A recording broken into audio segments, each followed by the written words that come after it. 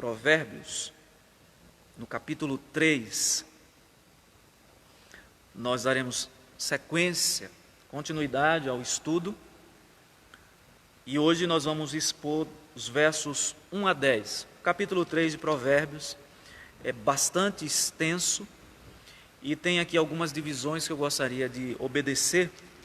Então nós vamos expor hoje do verso 1 ao verso 10. Na próxima semana, se Deus nos permitir, faremos a exposição de outra porção desse capítulo. Então nos diz assim o texto da palavra do Senhor: Filho meu, não te esqueças dos meus ensinos, e o teu coração guarde os meus mandamentos, porque eles aumentarão os teus dias e te acrescentarão anos de vida e paz. Não te desamparem a sabedoria, não te desamparem a benignidade e a fidelidade, ata-as ao pescoço, escreve-as na tábua do teu coração, e acharás graça e boa compreensão diante de Deus e dos homens. Confia no Senhor de todo o teu coração e não te estribes, não te apoies no teu próprio entendimento. Reconhece-o em todos os teus caminhos e ele endireitará as tuas veredas. Não seja sábio aos teus próprios olhos. Teme ao Senhor, aparta-te do mal, e será isto saúde para o teu corpo e refrigério para os teus ossos. Honra o Senhor com os teus bens e com as primícias de toda a tua renda, e se encherão fartamente os teus celeiros, e transbordarão de vinho os teus lagares. Até aí, palavra do Senhor, porção da palavra do Senhor para o nosso estudo nesta manhã. Meus irmãos, nós temos visto aqui ao longo da exposição deste livro que o propósito dessa literatura de sabedoria, o livro de Provérbios, é, acima de tudo, nos ajudar a encontrar a sabedoria e o entendimento. Para isso, a tese do livro está no capítulo 1, versículo 7, que a verdadeira sabedoria, o verdadeiro entendimento, a verdadeira inteligência começa com o temor a Deus. É quando nós tememos a Deus, nos sujeitamos às suas determinações, seus mandamentos, que são excelentes para as nossas vidas. É nesse momento que nos tornamos pessoas sábias. Enquanto não entendermos o que é o temor a Deus, enquanto não nos sujeitarmos aos seus mandamentos, às suas determinações, a sabedoria estará longe de nós, porque daremos sempre espaço para que o nosso coração fale mais alto nas nossas decisões. E como sabemos, a própria Escritura nos assegura a esse respeito que o nosso coração é corrupto, desesperadamente corrupto e enganoso. Então, meu querido irmão, ouvinte, se você quer ser uma pessoa sábia, lembre-se que, segundo o ensino da Escritura, a sabedoria começa com o temor a Deus. Então, é temendo a Deus que nós nos tornamos pessoas sábias. Nós vamos retornar a esse ponto hoje, que nós fizemos a exposição no capítulo 1 e 2, que o temor a Deus envolve duas coisas: amor, esse é o lado positivo do temor, e o outro, medo. Então nós vamos falar um pouco sobre esses dois lados do temor a Deus, esse temor a Deus que é exposto aqui no livro de Provérbios, tá bom? Vamos então aqui à divisão do texto que nós vamos tratar nesta manhã. Nós compartilhamos nas redes sociais, inclusive aqui na página do Facebook da igreja, nós postamos uma imagem com a divisão, a estrutura desse livro, desse capítulo 3, do verso 1 ao verso 10. Então nós vamos falar hoje sobre os mandamentos que dão vida, paz e prosperidade. E nós vimos na estrutura, não se esqueça da lei e do ensino. Essa é uma recomendação que nós encontramos aqui no texto. Guarde-os no coração. O segundo ensino que nós observamos no texto, e aliás aí tem consequências, né? As consequências são as consequências de guardar no coração os mandamentos de Deus, vida longa, vida digna e paz. A segunda divisão é: não abandone a bondade e a verdade. E aí a recomendação do autor sagrado é: ata-as ao pescoço, escreve-as na tábua do teu coração. O que é que acontece? Quais são as consequências disso, de não abandonar a bondade e a verdade? O reconhecimento de todos, é esse que está aí no verso de número 4. O terceiro ensinamento da passagem é: confia no Senhor. E aí, de todo o coração, não confia em si mesmo.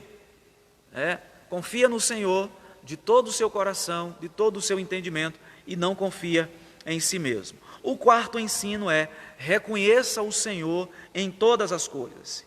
E ele endireitará todas as áreas da sua vida, ele endireitará todos os seus caminhos, todas as suas veredas, e as consequências, ou a consequência, é que ele endireitará a sua vida. Você vai andar por caminhos retos, que trarão alegria e satisfação ao seu coração. O quinto ensino do texto que nós vamos estudar hoje é: não seja presunçoso, não se ache sábio demais. Tema ao Senhor, aparta-te do mal. E as consequências disso são saúde para o corpo, vigor físico e emocional, que o Senhor traz quando nós o tememos. E por fim, ofereça o melhor a Deus. Vemos aí nos versos 9 e 10, e a consequência é que Deus nos abençoará graciosamente. Vamos então à exposição do texto. Gostaria que você mantivesse a sua Bíblia aberta. Nós vamos fazendo a exposição verso a verso. Os versos 1 e 2 nos dizem assim: filho meu, não te esqueças dos meus ensinos. Salomão continua aqui a exposição do assunto usando a figura do pai e do filho. E o pai dizendo ao filho: não te esqueças dos meus ensinos. O filho aqui é exortado a guardar a lei de Deus, porque isso é resultado de uma vida obediente que leva a uma vida longa, muitos anos de vida, mas acima de tudo, anos de vida plena e também paz. Meus irmãos, aqui o sábio, nessa parte, nós vimos nos versos anteriores, ele já havia instruído a buscar a sabedoria e mostrou as bênçãos decorrentes disso. Nós vimos no capítulo 2, do verso 4 ao verso 12. Quais são as consequências, os resultados de se buscar a sabedoria? Agora, o texto sagrado, o sábio, nos desafia a não nos esquecermos da lei. E eu chamo a atenção aqui inicialmente para a palavra esquecer, que não significa apenas um lapso de memória. Não é, me esqueci do mandamento de Deus, momentaneamente. É mais do que isso. Esquecer aqui tem a ver com uma atitude de rejeição deliberada e intencional, proposital do coração. Então, quando o pai diz aqui: filho meu, não te esqueças dos meus ensinos, o que ele está dizendo é: não rejeite os meus ensinos de maneira deliberada e intencional. É uma rejeição da lei de Deus. É alguém que tem o conhecimento do ensino, do mandamento, sabe que deve ser aplicado este ensino daquela forma, numa situação específica, e esta pessoa prefere agir de maneira contrária ao que o mandamento preceitua, ao que o mandamento determina. Portanto, meus irmãos, a recomendação bíblica aqui de não se esquecer é: não rejeite. É muito mais do que um esquecimento, apenas como uma falha da memória. Minha memória falhou. Não, é alguém que, a rejeição aqui, o não esquecer, é alguém que tem plena consciência de que deve aplicar o mandamento na sua vida daquela maneira e prefere aplicar de forma diferente, seguir o contrário do que o mandamento está ordenando. Então o texto diz: não te esqueças dos meus ensinos. A palavra ensino aqui, no hebraico, é Torá, que é uma referência à lei de Deus mesmo, os seus mandamentos. Nós temos no Antigo Testamento os 5 primeiros livros da lei de Deus, chamados de Pentateuco, e também Torá. Ali nós encontramos um resumo de preceitos e mandamentos que nós encontramos no Antigo Testamento e no Novo Testamento também, que compreende todo o conselho de Deus, toda a vontade de Deus revelada a nós e escrita na sua lei. Então, o que o Pai está dizendo aqui é: filho meu, não se esqueça das instruções, dos mandamentos, de maneira mais apropriada. A ordem do escritor sagrado é: não nos esqueçamos dos mandamentos de Deus, da lei de Deus, aquilo que Deus determinou como sendo a sua verdade conhecida aos homens e revelada em sua palavra. Não abandone isto. Mas aí vem a recomendação. Ele diz que o filho não deve se esquecer, não deve rejeitar, pelo contrário, a segunda parte do verso 1 diz: e o teu coração guarde os meus mandamentos. Guardar no coração aqui, coração, nós já vimos que no sentido bíblico significa todo o ser, todo o nosso ser, o nosso homem interior, pensamentos, vontades, decisões, inclinações, percepção da realidade. O que o autor sagrado está dizendo aqui é que nós devemos guardar em todo o nosso ser os mandamentos de Deus. Eu trouxe aqui uma citação de um autor que diz o seguinte: decidir não esquecer a palavra de Deus é mais que um exercício mental.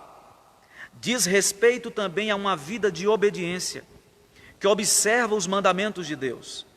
Se alguém se lembra mentalmente da palavra de Deus, mas falha em obedecê-la, poderíamos dizer com certeza que ele se esqueceu dos mandamentos de Deus. Observe que coisa interessante. É mais do que memorizar versículos. Guardar os mandamentos de Deus é mais do que memorizar versículos.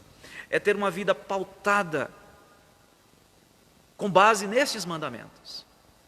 E esse autor aqui, chamado Guzik, que eu acabei de mencionar aqui a citação dele, ele diz que se alguém memoriza a palavra de Deus, tem vários versículos memorizados, mas na hora de agir, essa pessoa age no sentido contrário daquilo que está na sua mente, essa pessoa já se esqueceu dos mandamentos de Deus. Porque elas o têm apenas de maneira teórica e conceitual. Meus irmãos, a fé cristã é mais do que um emaranhado de conceitos religiosos. A fé cristã, a fé bíblica, é uma questão de vida. É ter todas as áreas, todas as esferas da nossa existência permeadas pelos mandamentos, determinações e prescrições de Deus.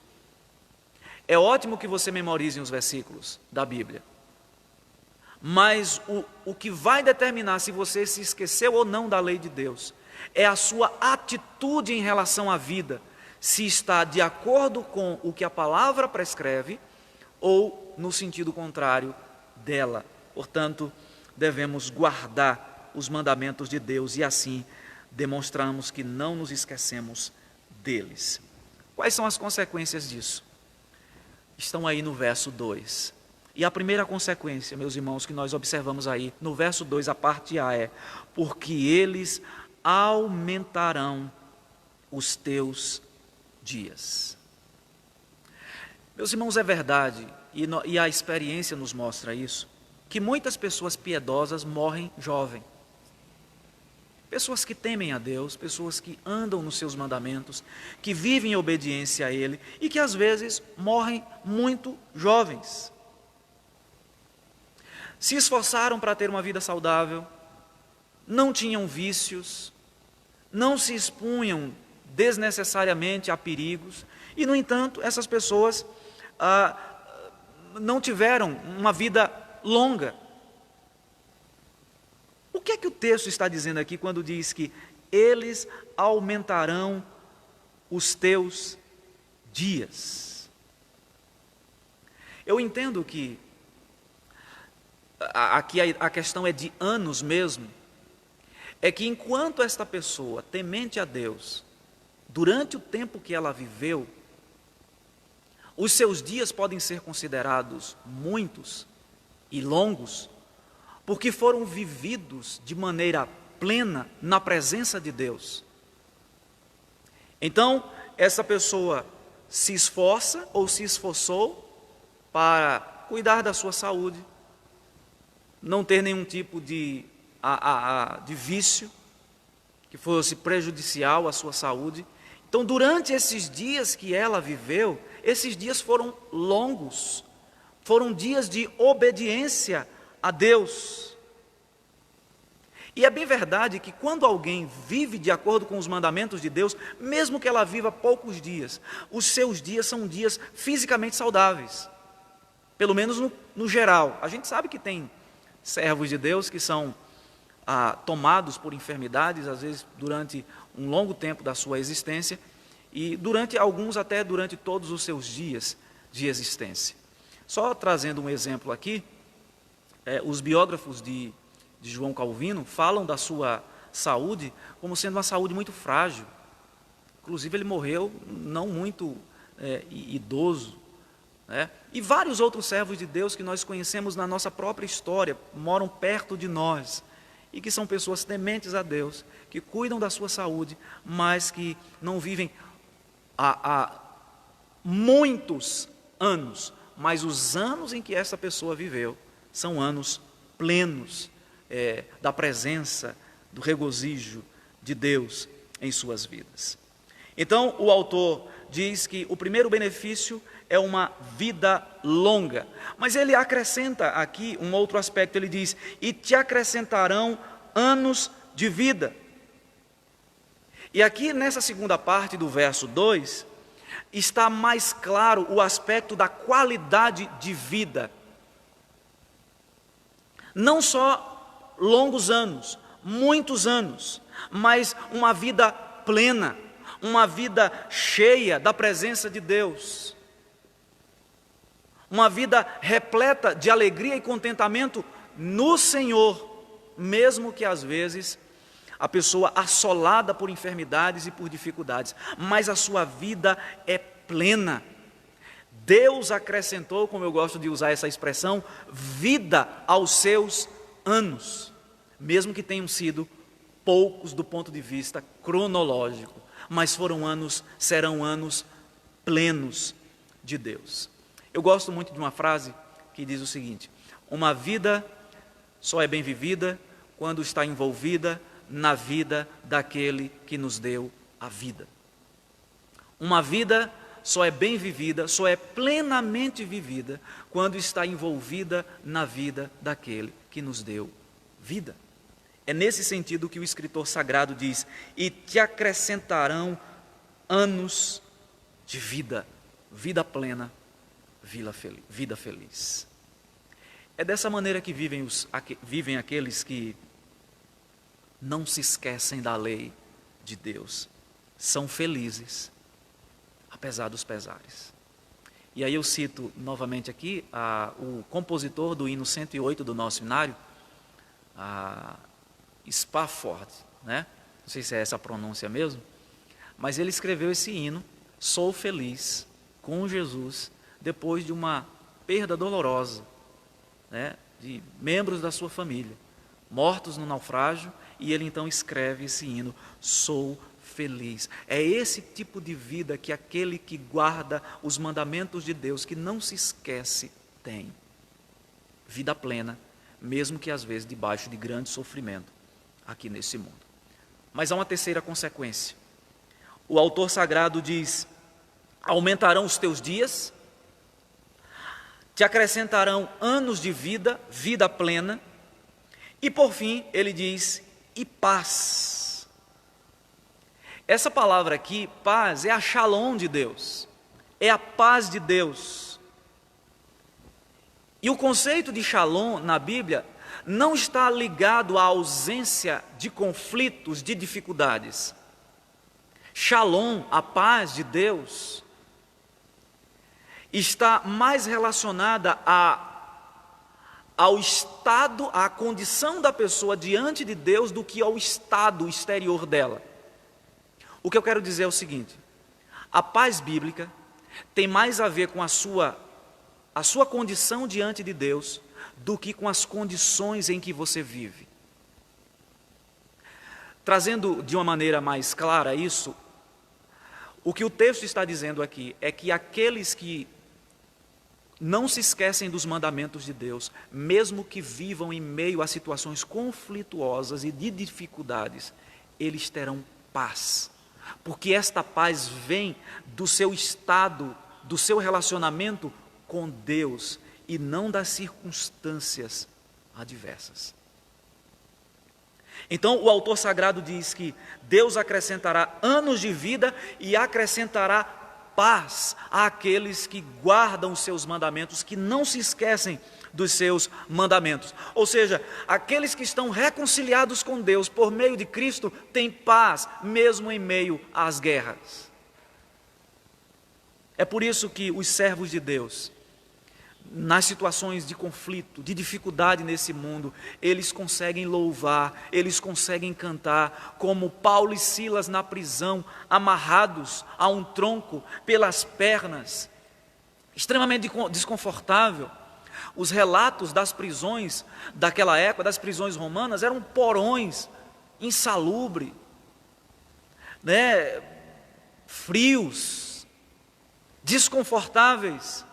E a palavra do Senhor diz que de madrugada eles louvavam a Deus cantando em alto e bom som. Não sabemos qual era o hino, o cântico que eles cantavam, provavelmente um salmo. E a palavra do Senhor diz que as cadeias, um terremoto, as cadeias se sacudiram. E Deus, você conhece a história, Deus operou um grande milagre, livrando aqueles irmãos. É por isso que em meio às adversidades, o crente, o servo de Deus tem paz, porque a palavra de Deus está reinando no seu coração. E do seu coração brota a vida. Então ele não perde tempo pensando nas angústias do aqui e agora, ele tem paz verdadeira. Não estou dizendo que nós não nos entristecemos. Nos entristecemos sim. Passamos momentos de angústia. Mas o ponto aqui é, o que vai dominar o nosso coração, o que vai dominar a nossa mente, não são essas angústias momentâneas que nós passamos, mas a paz de Deus, que brota de um coração reconciliado com Ele. Portanto, a shalom de Deus tem a ver com a nossa posição diante de Deus, mais do que com a nossa condição aqui. É por isso, por exemplo, também, no sentido contrário, que existem pessoas cercadas de conforto, de tudo que é bom nesse mundo. São saudáveis, as suas famílias estão bem, elas não têm nenhum problema aparente, mas são infelizes e não têm paz. Elas não têm paz, porque elas estão bem com respeito ao contexto, à situação, à vida, mas estão em guerra com aquele que é a origem da shalom, da verdadeira paz, que é o nosso Deus. O próprio Jesus faz uma diferenciação com os seus discípulos no capítulo 10, versículo 14 do Evangelho de João. Ele diz: deixo-vos a paz, a minha paz vos dou. Observe que Jesus fala de minha paz. Jesus está se referindo a essa shalom de Deus. A minha paz vos dou, não vou-la dou como a dá o mundo. E aí Jesus diz: não se turbe o vosso coração, não se atemorize. Meus queridos, como os discípulos precisariam da shalom de Deus, da paz de Deus. Nós sabemos que pouco tempo depois de Jesus proferir essas palavras no Evangelho de João, ele foi à cruz. E depois que ele foi à cruz, levantou-se uma perseguição muito grande. Os discípulos ficaram com medo, passaram a se reunir a portas trancadas. E depois de um tempo, eles voltaram à vida deles, voltaram para o mar, estavam desanimados. Jesus aparece a eles novamente e os traz de volta para o propósito da missão que foi designada a eles. Então é essa paz que o texto está nos falando aqui. Primeiro ensinamento: não se esqueça, não rejeite a lei e o ensino, guarde-os no coração, porque eles vão te dar vida longa, vida plena, vida digna e paz. Segundo ensinamento: não abandone, versos 3 e 4, não abandone a bondade e a verdade. O texto diz literalmente: não te desamparem a benignidade e a fidelidade. Literalmente o texto está dizendo: não deixe que essas coisas te abandonem. A nossa natureza caída, em pecado e em rebeldia contra Deus, se opõe à sua bondade e à verdade. É por isso que nós precisamos fazer um esforço diário para não abandonar essas coisas, para que elas não nos abandonem. Você conhece o seu coração, eu conheço o meu também. Bondade, verdade, misericórdia, essas coisas não brotam naturalmente de nós. O contrário disso, sim, a nossa natureza está inclinada àquilo que é mal, perverso e aquilo que é contrário a Deus. Se Deus nos deixar à vontade para nós fazermos as nossas escolhas espirituais e em favor das suas virtudes, nós vamos sempre escolher o contrário disso. Porque não existe neutralidade em nós. Esse é um engano muito grande que as pessoas têm, de que nós nascemos moralmente neutros. E quem modela o nosso caráter é o meio em que vivemos e as experiências que estabelecemos com as pessoas. Em parte, sim, mas o que a Bíblia diz é que nós já nascemos marcados com impressões do pecado que corre nas nossas veias, que corre em cada canto do nosso coração. Meus irmãos, é por isso que nós devemos fazer um esforço para não desamparar, não desabrigar, não abandonar a bondade e a verdade. E aí o autor nos dá uma sugestão, duas melhor dizendo. Ele diz: ata-as ao pescoço. A ideia aqui é a seguinte: pendura no pescoço como uma joia preciosa, para que todos possam ver. Bondade e verdade não foram nos dadas por Deus para que nós as escondamos. Precisamos pendurar no pescoço como algo precioso para nós. O sentido é: considere a bondade, a fidelidade, ou seja, a verdade e a fidelidade como sua maior honra e glória. Por isso, coloque no pescoço, para que estejam visíveis a todos, especialmente pelo procedimento. E aí na parte C, na terceira parte do verso 6, o autor diz: escreva-os na tábua do teu coração.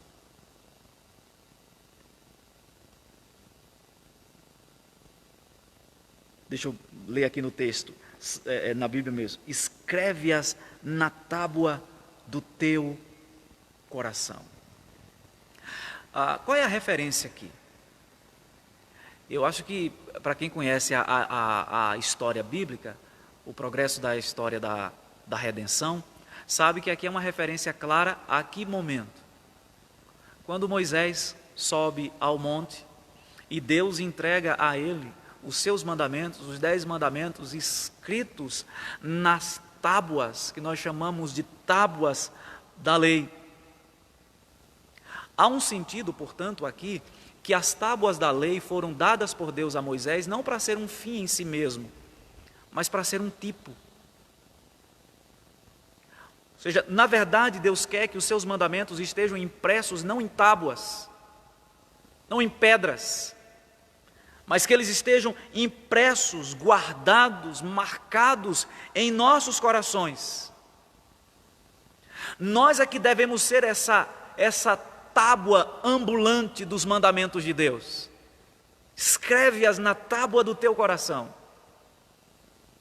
E eu entendo que isso faz sentido com o que o apóstolo Paulo fala na primeira carta aos Coríntios, na segunda, melhor dizendo, 2 Coríntios capítulo 3, versículo 3, quando Paulo diz assim: vós sois a nossa carta, escrita em nosso coração, conhecida e lida por todos os homens, estando já manifestos como carta de Cristo, produzida pelo nosso ministério, escrita não com tinta, mas pelo Espírito do Deus vivente, não em tábuas de pedra. Observe que Paulo faz um paralelo, não em tábuas de pedras, mas em tábuas de carne, isto é, nos corações. O que o autor sagrado, meus amados irmãos, quer nos ensinar é que nós não devemos abandonar os preceitos, os mandamentos de Deus, mas que eles devem estar impressos em nosso coração. Coração, pensamentos, sentimentos, desejos e atitudes. O que significa dizer que quando os mandamentos de Deus estão impregnados no nosso ser, nós vamos mostrar isso às pessoas por meio das nossas palavras, por meio das nossas atitudes, por meio dos nossos sentimentos, das nossas vontades. É isso que o autor sagrado quer nos ensinar. Quais são as consequências, ou qual a consequência disso? Está no verso 4, quando ele diz assim: e acharás graça e boa compreensão diante de Deus e dos homens. E acharás graça e boa compreensão. O sentido aqui é: quem cultiva benignidade e fidelidade, ou seja, quem anda nas trilhas da verdade, será reconhecido tanto pelos homens quanto por Deus.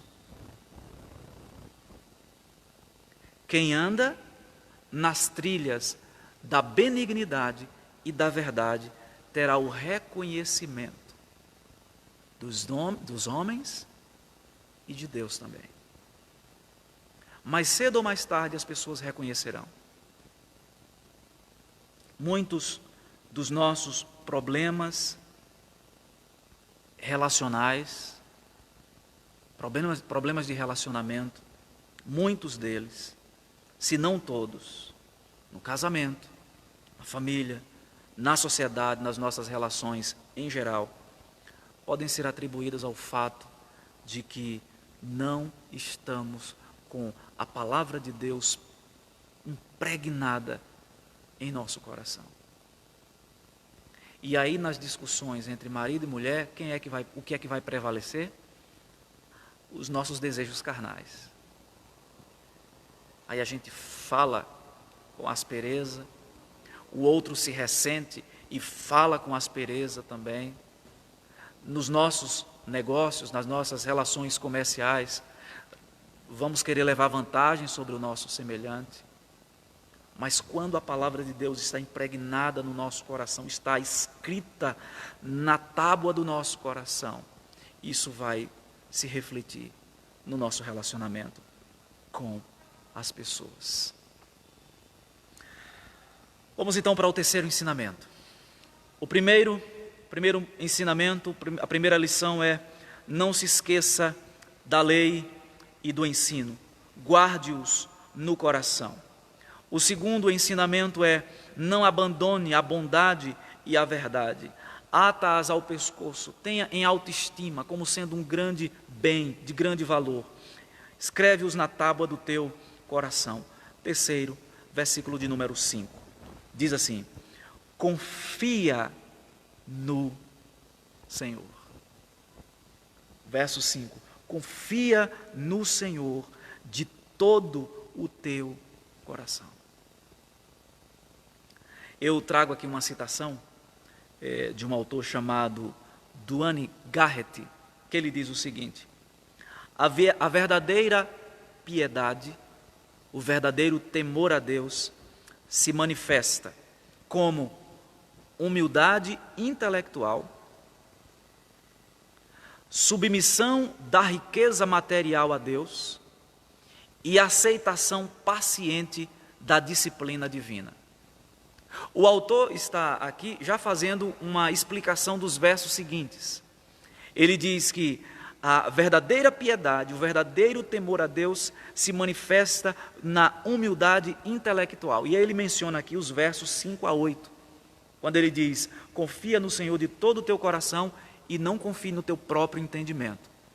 Não é a minha inteligência que vai me levar a lugar nenhum. Então eu tenho a humildade de reconhecer que a minha inteligência não é tudo, a nossa capacidade não é tudo.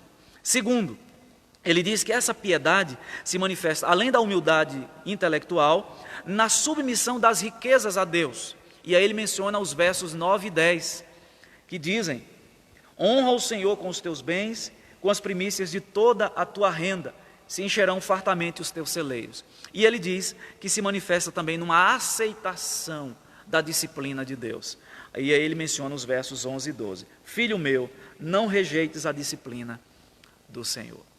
Quando o autor sagrado diz aqui, confia no Senhor, significa apoie-se nele. Não confie na sua própria inteligência e sabedoria. Nós estamos falando aqui, meus irmãos, de Salomão. Não houve na história um homem mais sábio do que ele, porque a sua sabedoria vinha de Deus. No momento que Salomão começou a pisar na bola, começou a andar fora da presença de Deus, ele começou a fazer um monte de trapalhadas. Mas vamos pegar a primeira fase da sua história. No primeiro livro de Reis, nós encontramos ali a oração de Salomão. Na verdade, era um sonho que ele teve, né?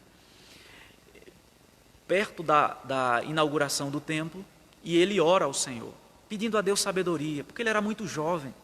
Como é que eu vou substituir um rei tão vitorioso, famoso, quanto Davi, o meu pai? E ele ora e pede ao Senhor sabedoria, entendimento para discernir as coisas. Esse povo é grande demais, Senhor, para eu poder governar. E aí Deus responde a Salomão: já que me pediste sabedoria e entendimento, e não riqueza, nem a morte dos seus inimigos, nem cavalo, mulheres, eu vou te dar até mesmo o que você não me pediu. E Salomão foi um homem sábio. As pessoas vinham de longe porque ouviam a fama da sabedoria dele, como por exemplo a rainha de Sabá. E ela vem trazendo presentes, joias, presentes caros, e ela passa ali um tempo com Salomão, e quando ela vai embora, ela diz assim: olha, o que me falaram a seu respeito não chega nem perto do que de fato você é. Você é muito mais rico, você é muito mais sábio, você é muito mais belo. É Salomão que está dizendo aqui, meus irmãos, que nós devemos confiar no Senhor e não no nosso próprio entendimento, porque a segunda fase da vida de Salomão mostra que ele foi o oposto disso aqui. Salomão começou a acumular cavalos, mulheres, e aí a receita para o desastre estava pronta. Nós sabemos que o resultado de Salomão não foi bom. Ele começou tão bem, seguindo essas recomendações que ele mesmo nos traz aqui, mas depois ele passou a confiar não no Senhor, mas talvez na sua própria capacidade. Ele diz que nós devemos fazer isso de todo o coração. E aí ele diz: não te estribes no teu próprio entendimento. Não confie em si mesmo. O estribar aqui é se apoiar, é um local de apoio. Aqui na nossa região, as pessoas conhecem muito bem, né? Aquela parte da sela do animal, do cavalo, em que a pessoa coloca o pé, apoia, faz como um ponto de apoio e joga a outra perna para montar no animal. O que Salomão está dizendo aqui é: não use o seu entendimento, a palavra entendimento significa discernimento. Não confie no seu próprio discernimento. Não confie nos seus próprios insights, nas suas ideias.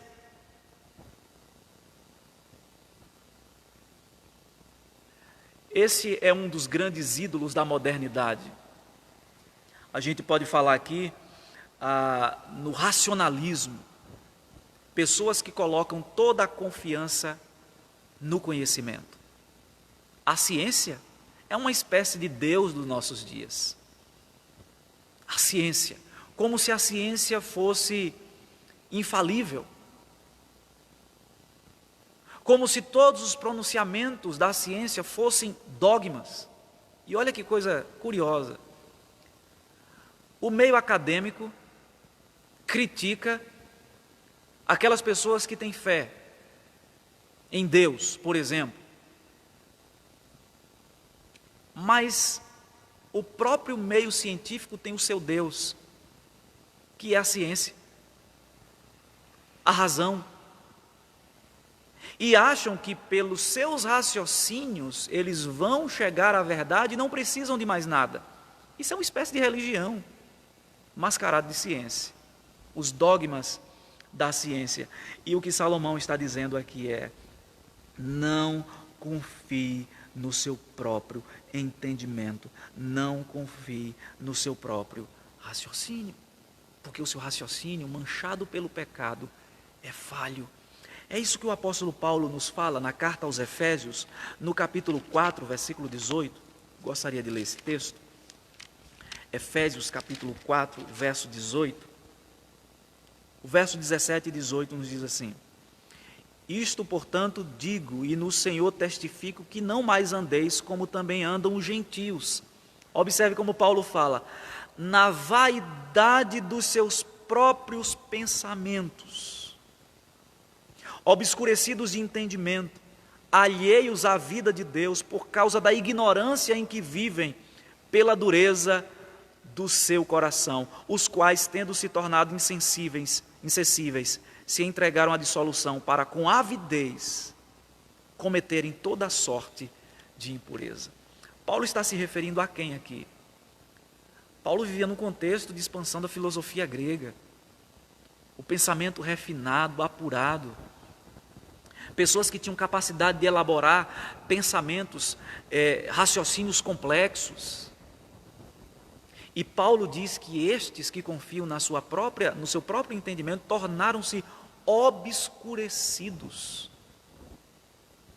É o que a gente vê hoje, por exemplo, na ciência.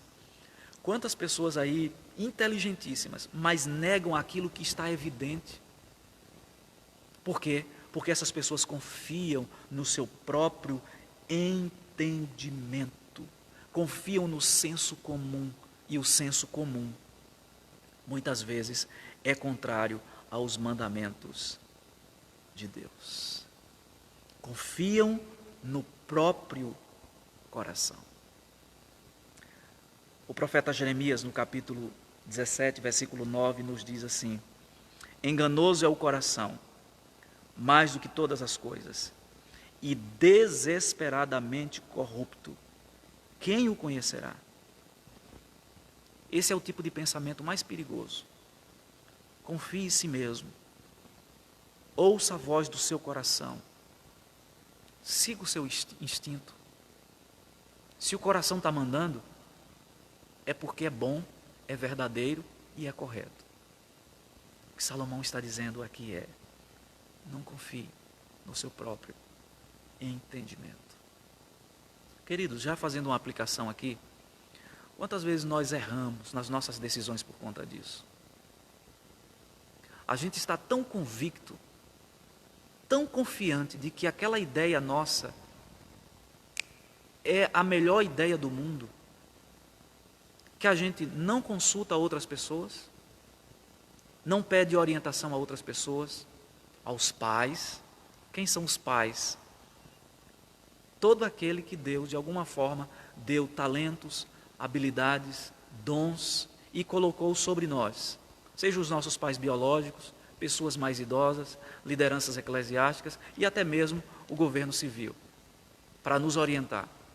E a gente está tão convicto de que aquela opinião, de que aquela decisão nossa é a correta, que a gente não pede orientação de outras pessoas e nos damos muito mal. Não confie no seu próprio entendimento. Confie no Senhor. E aí no verso 6, que é o quarto ensinamento, o escritor sagrado nos diz assim: reconheça-o. Confia no Senhor, ele fala no verso 5, e no verso 6 ele diz: reconheça-o em todos os teus caminhos.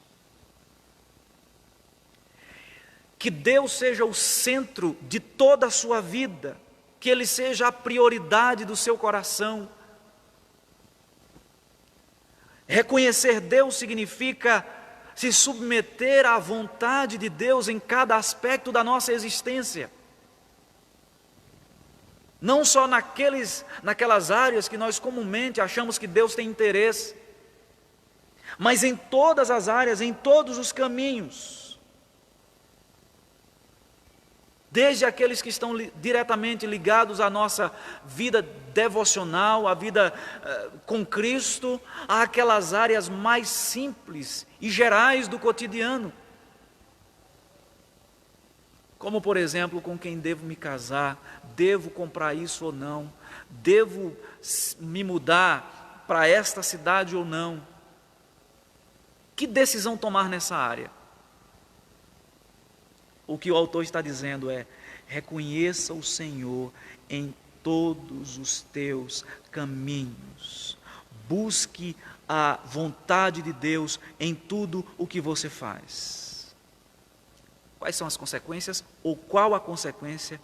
Verso 6, a parte B diz: e Ele endireitará as tuas veredas.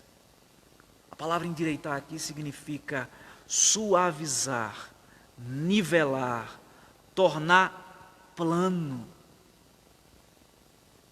Literalmente significa libertar dos obstáculos ou tornar bem-sucedido. É isso que Deus faz com aqueles que reconhecem Ele em todas as suas áreas e que não apoiam-se nos seus próprios entendimentos. Ele vai tornar a nossa vereda plana. Isso não significa, no entanto, que não haverá dificuldades, interrupções, lutas. Significa dizer que Ele estará conosco e nos ajudará em todos os caminhos, em todas as direções, em todas as decisões, em tudo aquilo que nós fizermos durante a nossa jornada. Deus vai nos dar a graça, o entendimento, de mesmo surgindo dificuldades, superarmos nele.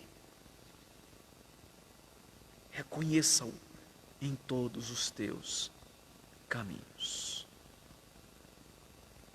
Eu já falei no estudo passado que tem áreas da nossa vida que a gente acha que não diz respeito a Deus. E por isso Ele não tem o direito de dar pitaco naquela área. Deus, aqui é a minha área de especialidade. Aqui é a minha área de conhecimento. Eu sei por onde ir, eu não preciso da orientação do Senhor. Quantas vezes estamos completamente convictos, mas absolutamente enganados?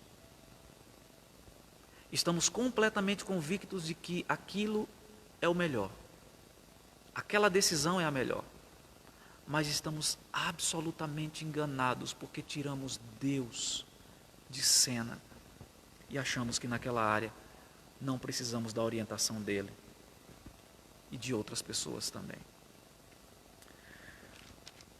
O autor continua e nos traz aí o quinto ensinamento, nos versos 7 e 8. E o quinto ensinamento é: não seja presunçoso. Olha o que o texto diz: não sejas sábio aos teus próprios olhos. Não se ache sábio demais. Não se ache inteligente demais. Se tem um inimigo, se existe um inimigo maior na nossa relação com Deus, não existe inimigo maior para o nosso relacionamento com Deus do que o sentimento de autossuficiência e de nos acharmos sábios. Algumas pessoas até, às vezes a gente até faz isso, né? Sem notar da tolice que estamos cometendo, começamos a elogiar demais a nós. Não seja sábio aos seus próprios olhos. Não tente agir de maneira independente de Deus. Ser sábio aos próprios olhos significa não confiar nele, não reconhecê-lo, não pedir a sua ajuda, não pedir os seus conselhos, não suplicar a sua sabedoria. É um tipo de orgulho e soberba onde a pessoa se torna vaidosa, exibicionista do seu próprio conhecimento. É a pessoa cheia de vanglória que tem prazer em exibir o seu conhecimento. É uma confiança no intelectualismo. Paulo exortou os crentes da igreja de Roma, no capítulo 12, versículo 16, nas seguintes palavras: tende o mesmo sentimento uns para com os outros. Em lugar de serdes orgulhosos, condescendei com o que é humilde. Não sejais sábios aos vossos próprios olhos. Não se ache sábio, inteligente, capaz demais. A soberba precede a ruína.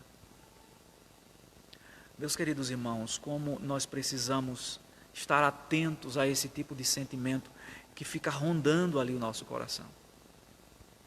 Altivez. O autor continua, e aí no verso 7, a parte B, agora ele diz: teme ao Senhor. Nós vimos no capítulo 1, versículo 7, e aí eu gostaria de trazer aqui essa informação que eu mencionei há pouco, que temer a Deus significa reverenciá-lo, admirá-lo. E essa reverência e admiração nos conduz a uma vida de obediência. Então, o escritor sagrado está repetindo a mesma ideia do capítulo 1, verso 7. Ele diz aqui: teme ao Senhor. E lá vimos que temor a Deus envolve duas coisas: amor e medo.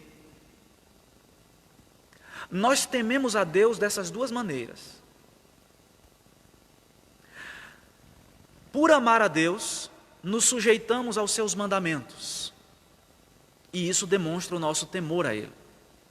Mas às vezes, por ter medo da punição de Deus, é que nós nos afastamos daquelas coisas que desagradam a Deus. Então o temor a Deus envolve um aspecto positivo, o amor, e um aspecto negativo, que é o medo. E nós só nos submetemos a Deus quando uma ou ambas as coisas estão envolvidas.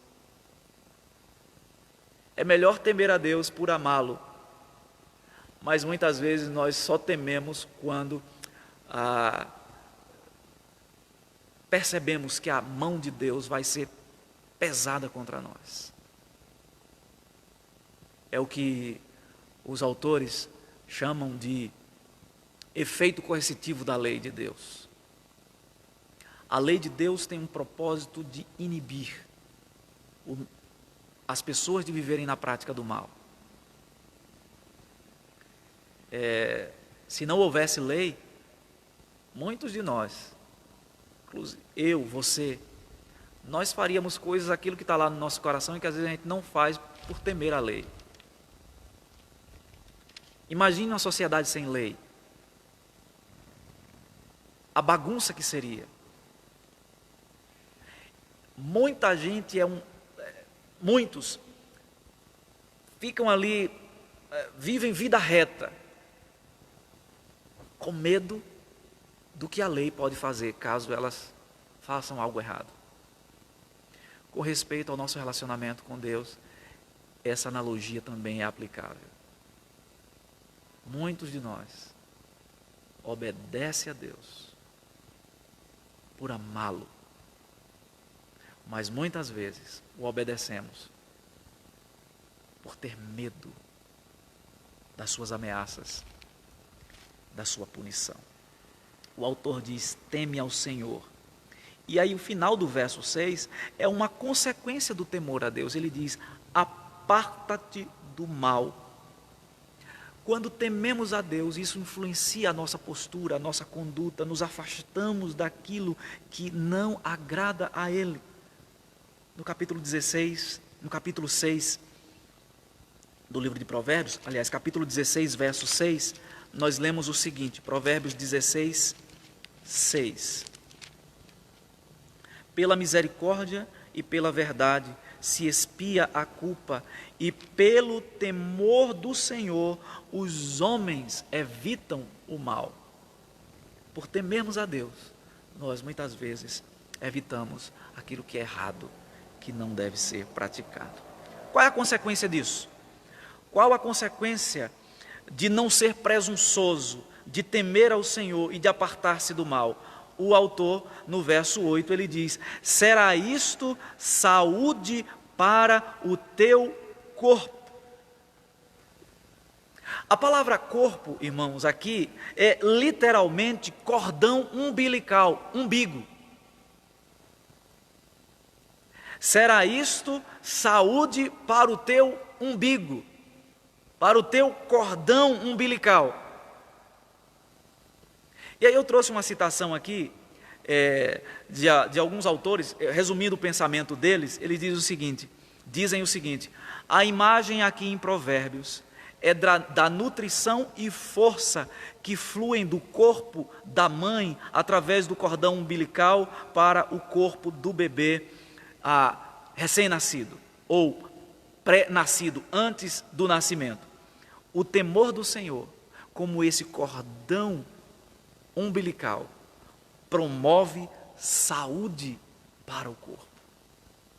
A criança é nutrida por esse cordão umbilical, pelo umbigo. E a palavra corpo aqui é umbigo mesmo, cordão umbilical. O que o autor está dizendo é que o temor a Deus promove saúde, vitalidade para o nosso corpo, como o cordão umbilical nutre o corpo de um bebê no ventre da mãe. A obediência a Deus promove vida, saúde.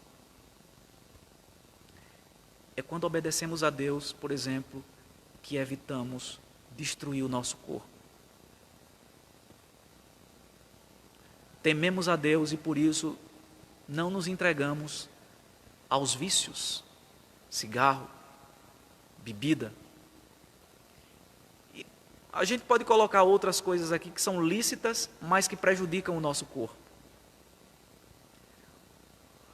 A fé bíblica é ampla e abrange todas as áreas da nossa vida. Não só o aspecto espiritual, a alma, mas a obediência a Deus promove também saúde para o corpo.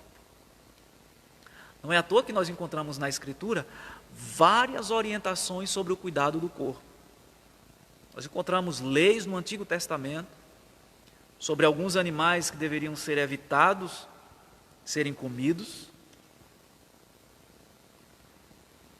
de alguns cuidados que se deveria ter com o corpo, porque a fé bíblica abrange todas as esferas da nossa existência, da nossa vida.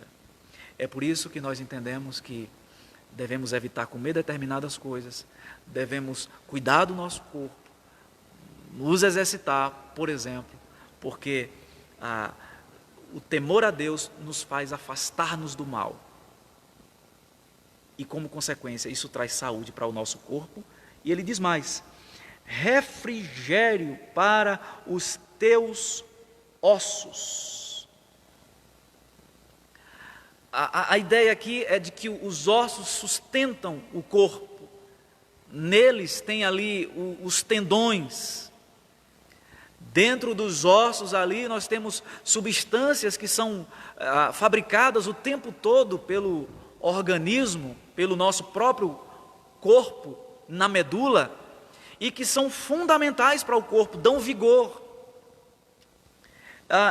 Entendo que quando o autor diz aqui que será refrigério para os teus ossos, é que o temor a Deus dá vitalidade física.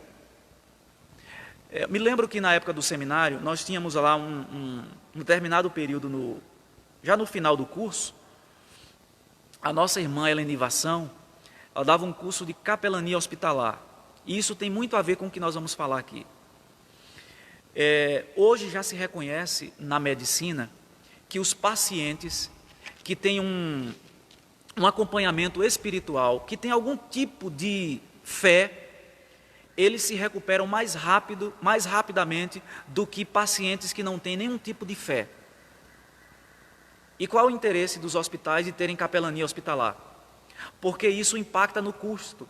Se um paciente passa menos tempo internado, isso diminui custos para a saúde, né? Para o município, para o estado, para o país, enfim. Então, muitos hospitais já estão aderindo a implantando capelanias, não só evangélicas, capelanias católicas, espíritas, de diversas religiões, dentro das unidades hospitalares. Porque se sabe que o paciente que tem uma assistência espiritual, que tem algum tipo de fé, ele se recupera mais rapidamente do que um paciente que não tem nenhum tipo de fé. Na medicina eles definem fé como, não a fé evangélica especificamente, mas essa pessoa tem algum tipo de confiança. Isso faz com que ela se recupere mais rapidamente. A obediência a Deus, aos seus mandamentos, traz vida. O contrário também é verdade. Veja o texto, meus irmãos, do Salmo 32, versículos 3 e 4. Olha como Davi descreve a sua experiência do pecado.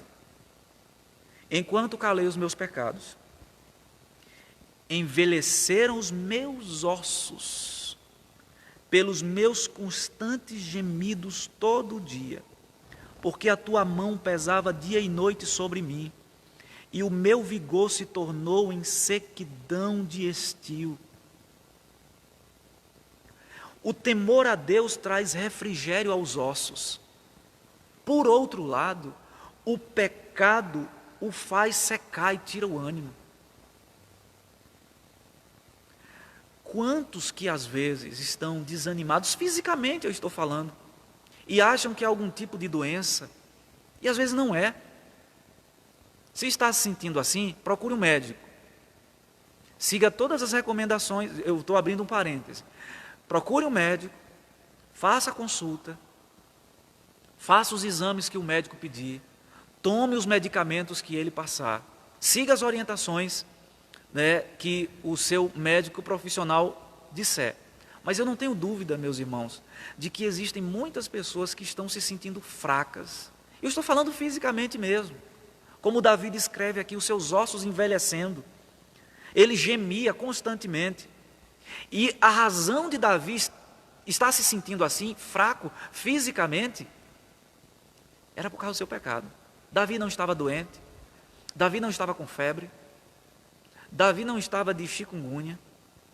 Davi não tinha pego, não era um vírus, não era uma bactéria, não era nada físico, propriamente dito. A causa era espiritual. Portanto, quando o escritor sagrado nos diz aqui que observar, temer a Deus, traz saúde física, refrigera os ossos, significa que ao temermos a Deus, isso traz saúde física. É interessante quando alguém está doente, e eu já passei por essa experiência, que coisa maravilhosa, quando você está doente, não pela doença em si, o ser maravilhoso, mas quando você recebe uma ligação, uma mensagem, uma visita, e alguém diz assim: olha, eu estou orando por você, a igreja está orando por você. Parece que aquele peso da enfermidade sai de nós, a enfermidade permanece, mas parece que o corpo ganha uma vitalidade. É isso que o escritor sagrado está dizendo, que o temor a Deus promove vida, saúde para os ossos, vitalidade, saúde para o corpo. Por fim, em sexto lugar, o sexto mandamento aqui é: ofereça o melhor a Deus. O escritor sagrado diz: honra ao Senhor com os teus bens. Mordomia é uma dimensão do culto a Deus.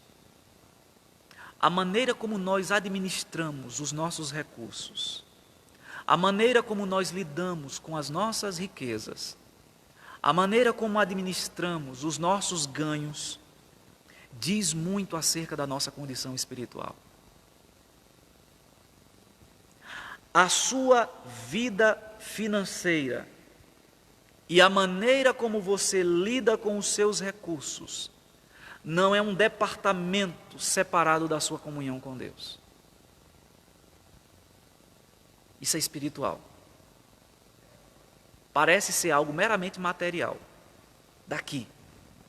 Mas a maneira como você lida com as suas finanças. E o escritor sagrado diz: honra ao Senhor. A ideia de honrar aqui é: ofereça o melhor da sua vida a Deus. É tanto que na sequência ele fala de primícias. Primícia é a primeira parte, é a parte mais importante. E aqui ele está remetendo a uma prática que o povo de Deus tinha no Antigo Testamento. Por lei, eles deveriam oferecer o melhor, o primeiro do rebanho, o primogênito dos rebanhos, sem defeito, sem mancha. Deveria ser oferecido ao Senhor. Deveriam oferecer também as primícias da colheita no campo. Eu vou mencionar aqui 2 textos, não vou lê-los. Êxodo capítulo 13, versos 1 e 2, e Levítico capítulo 23, do versículo 9 ao verso 14. O escritor sagrado está se referindo a essas leis dadas por Deus, de que eles deveriam oferecer as primícias ao Senhor dos bens, daquilo que possuíam, né?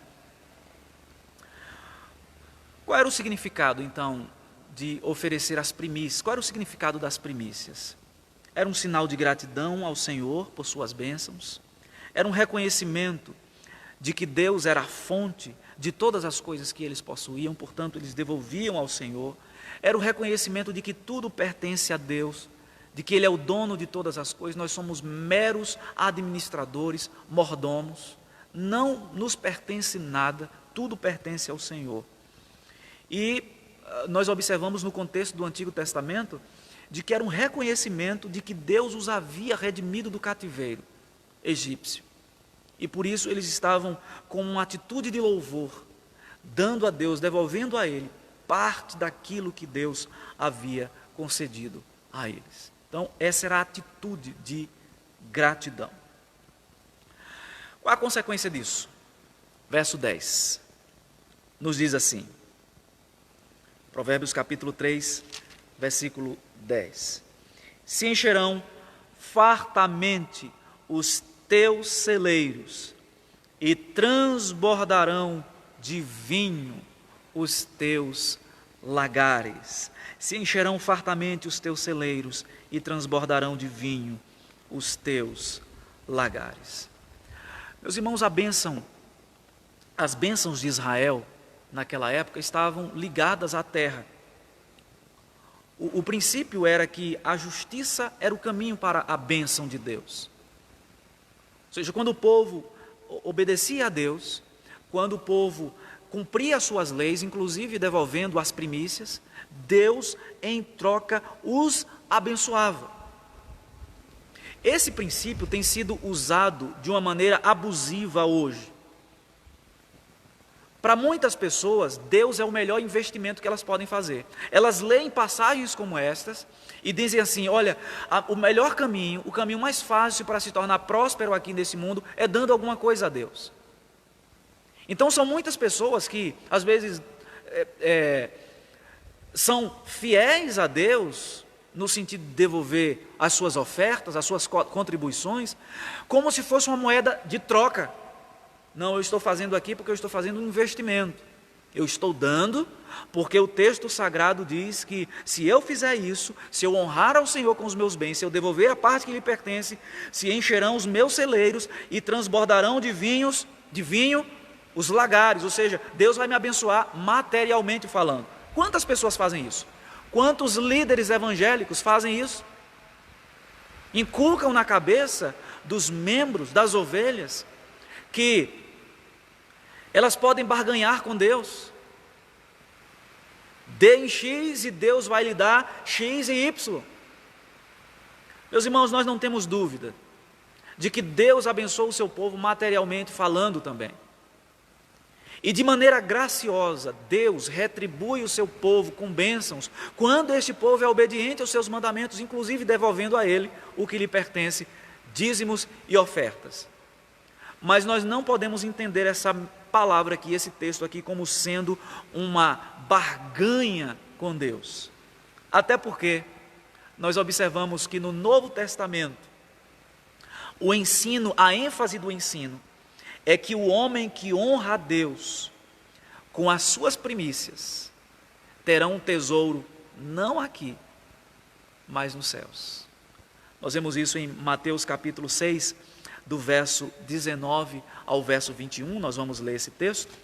Mateus capítulo 6, versículo 19 ao verso 21, nos diz assim: não acumuleis para vós outros tesouros sobre a terra, onde a traça e a ferrugem corrói, e onde ladrões escavam e roubam, mas ajuntai para vós outros tesouros no céu, onde a traça nem ferrugem corrói, onde ladrões não escavam nem roubam, porque onde está o teu tesouro, aí estará também o teu coração.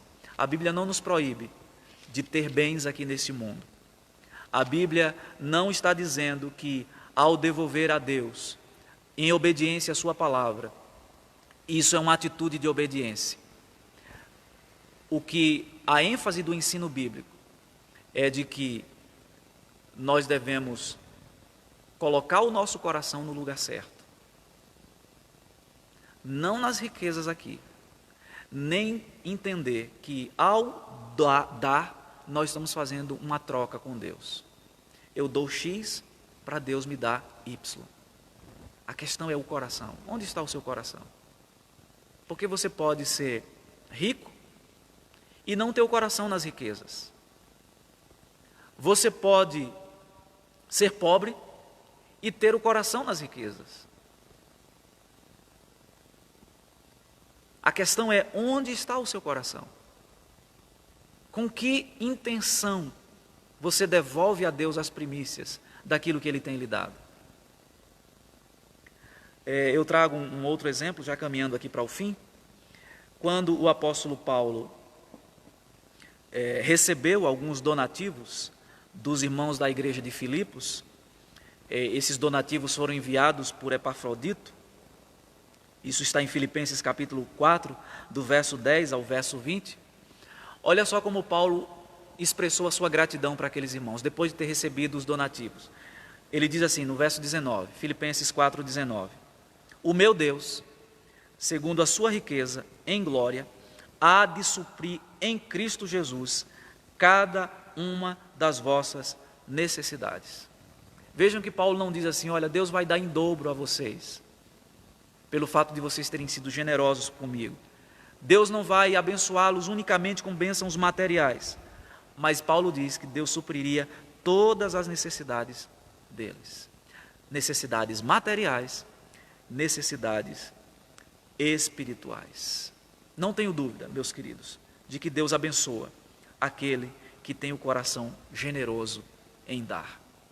Em Malaquias capítulo 3, versículo 10, a parte B, Deus diz assim, depois de falar dos dízimos, ali diz, e provai-me nisto, diz o Senhor dos Exércitos, se eu não vos abrir as janelas dos céus e não derramar sobre vós bênçãos sem medidas. Que o Senhor, de maneira graciosa, pela ação do seu Espírito, nos ajude a guardarmos os seus mandamentos, a vivermos em conformidade com eles, para a glória dele mesmo e para o nosso próprio bem físico e o nosso bem espiritual. Temer a Deus faz-nos apartar do mal, e isso nos traz saúde física e espiritual. Amém. Vamos orar. Deus, nós te agradecemos pela tua palavra, Senhor. Nós queremos te agradecer porque o maior exemplo que nós temos de alguém que viveu submisso à tua palavra e esteve entre nós, homem como nós, sofreu as mesmas coisas, passou pelas mesmas coisas que nós passamos aqui neste mundo. O nosso Senhor Jesus Cristo foi um homem obediente, sábio, que se submeteu à vontade do Pai em todas as coisas. Apartou-se do mal, viveu entre malfeitores, mas não se tornou como eles. Deus, nós te agradecemos por isso. Nós te agradecemos porque o Senhor Jesus é a referência de homem, de pessoa ideal para nós. Teve uma vida curta, mas uma vida plena, porque durante todos os seus dias se submeteu aos mandamentos, ao plano, às ordens, aos ensinos do Pai. Nos dê a graça, Senhor, de olharmos para Ele, Jesus, o autor e consumador da nossa fé. É no nome dEle que oramos. Amém. Queridos, queremos agradecer a todos que nos acompanharam aqui. Queremos convidá-los a nos acompanhar também à noite, 19h30, nós teremos um momento de adoração. Pedimos que você compartilhe também esta transmissão com outras pessoas e convidem outros para participar conosco.